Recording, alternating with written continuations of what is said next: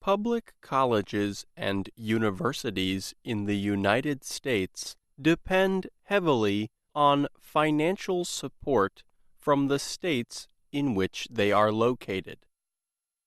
But a new report shows the level of support for these schools is still well below what it was 10 years ago, before the Great Recession of 2008.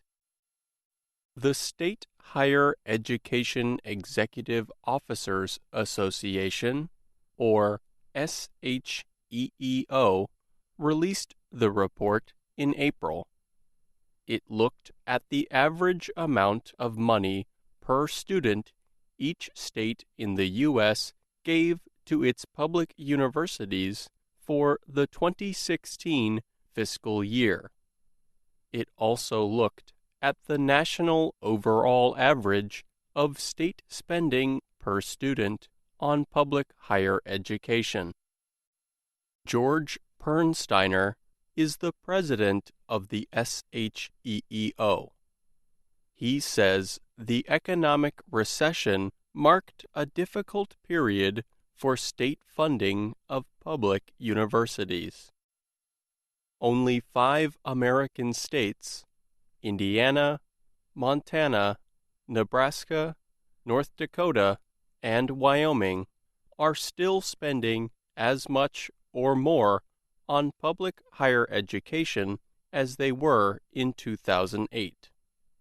Overall, the national average of per-student spending is still 17% below what it was since the recession.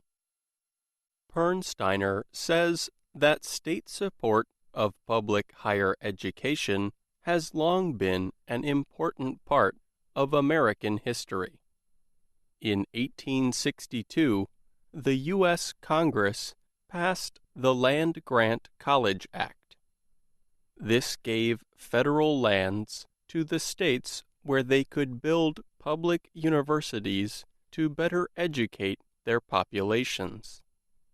Founding these schools meant the states were making an investment in their own future, he says.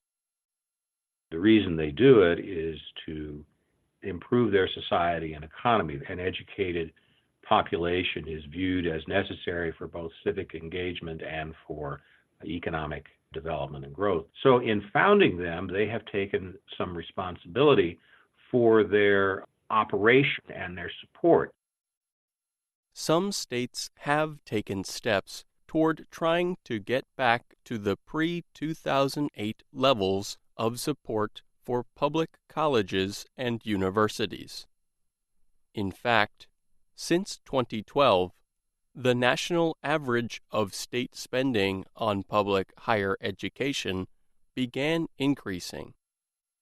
However, 2016 marked the first change in that trend. The national average of state spending for public institutions was $130 less per student in 2016 than it was in 2015. This marks the first decrease in 4 years. Why the decrease? Education spending in 6 large American states can greatly affect the national average. They are California, Texas, Florida, New York, Pennsylvania, and Illinois. In 2016, the state of Illinois reduced its funding of public higher education by 80%. This decrease is so large that if the study had not included Illinois, the national average would have shown an increase. Larry Dietz is the president of Illinois State University, the oldest public university in the state.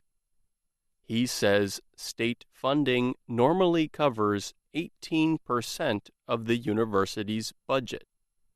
However, for the past 2 years, the state governor and the state legislature have been unable to agree on a state budget.